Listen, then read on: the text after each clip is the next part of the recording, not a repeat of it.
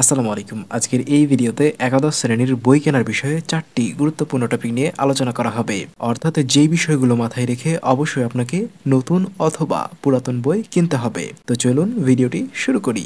দেখুন, প্রথমেই যে টপিকটি নিয়ে আলোচনা করব সেটি নিয়ে অনেকেই আমাদের ভিডিওর কমেন্ট বক্সে লিখেছেন যে ভাইয়া, একাদশ শ্রেণীতে নতুন বই কিনবো নাকি পুরাতন বই কিনবো। তো দেখুন, এই বিষয়ে কথা বলার আগে আমি আপনাকে একটু সতর্ক করতে চাই।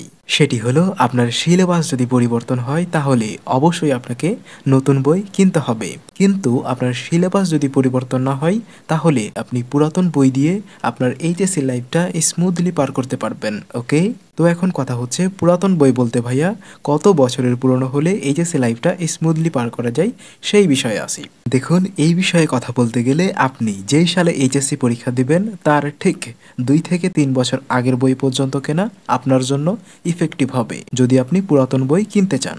ওকে, কিন্তু এর থেকে বেশি বা অনেক পুরানো বই কিনলে আপনার জন্য ততটা ইফেক্টিভ হবে না বলে আমি মনে করি। আর আপনি যদি নতুন বই কিনেন তাহলে তো কোনো কথাই নাই। তো চলুন এখন আমরা 2 নম্বর টপিকটি নিয়ে আলোচনা করি। আমাদের এই ভিডিওর 2 নম্বর টপিকটি হলো একসাথে প্রথম পত্র এবং দ্বিতীয় পত্র বই কেনা উচিত কিনা। দেখুন, একদিক থেকে বলতে গেলে কোনো বিষয়ের দ্বিতীয় পত্র এবং প্রথম পত্র একসাথে কেনা উচিত অথবা একসাথে কেনা একেবারেই উচিত নয়।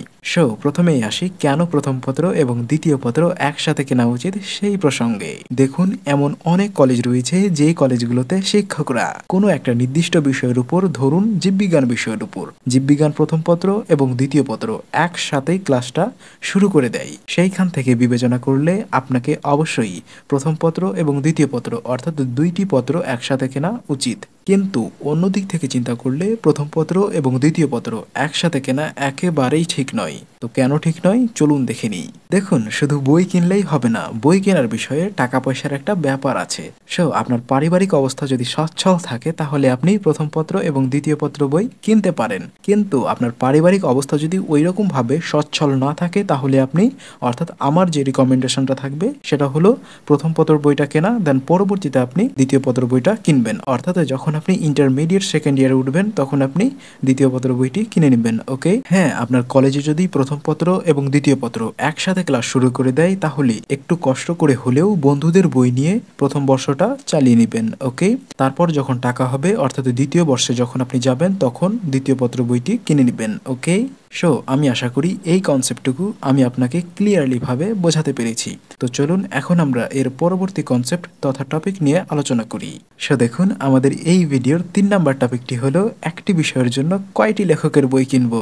ভাইয়া, আমি আপনাদের মাঝ থেকে এই কোশ্চেনটা অনেক পেয়েছি, তার জন্য এই ভিডিওতে এই কোশ্চেনটা অ্যাড করে দিয়েছি। ওকে, দেখুন, বই কেনার ক্ষেত্রে মানবিক বিভাগ এবং ব্যবসা বাণিজ্য বিভাগের জন্য বই কেনা নিয়ে তেমন একটা ঝামেলা পোহাতে হয় না। আপনার কলেজে স্যারেরা যে যে লেখকের বই পড়াবেন সেটাই পড়লেই এনাফ। কিন্তু কথা হচ্ছে বিজ্ঞান বিভাগ নিয়ে। বিজ্ঞান বিভাগের জন্য বই কেনার ক্ষেত্রে একটু সাবধানতা অবলম্বন করতে হয়। বিজ্ঞান বিভাগের জন্য কোন লেখকের বই পড়বেন সেটার জন্য আমাদের চ্যানেলে অলরেডি ভিডিও পাবলিশ করা আছে।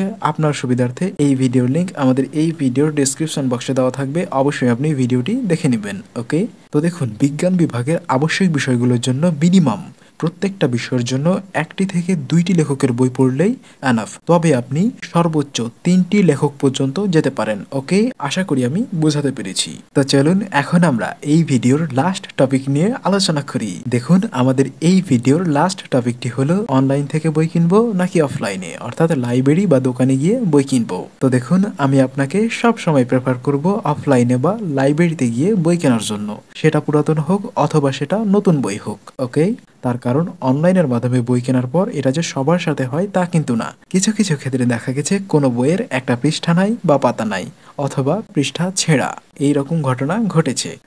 তখন কিন্তু আপনি সরাসরি ওই বইটি ব্যাক দিতে পারবেন না। হয় আপনাকে সেই বইটি আপনার কাছে রেখে দিতে হবে অথবা তাদের কাছে আবার কুরিয়ার করতে হবে। অবশ্যই আপনি চেষ্টা করবেন অফলাইন থেকে বা লাইব্রেরিতে গিয়ে বই কেনার জন্য। ওকে, তাই বলে আপনি অনলাইনে একেবারেই বই কিনবেন না তা কিন্তু নয়।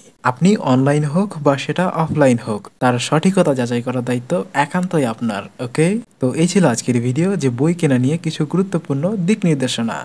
ভিডিওটি ভালো লাগলে অবশ্যই ভিডিওটিতে একটা লাইক দিবেন এবং পরবর্তীতে আপনি কোন বিষয়ের উপর ভিডিও চাচ্ছেন সেটা কমেন্ট বক্সে লিখে দিবেন। ওকে, তো দেখা হচ্ছে পরবর্তী নেক্সট ভিডিওতে। ততক্ষণ পর্যন্ত ভালো থাকবেন, সুস্থ থাকবেন, খোদা হাফেজ।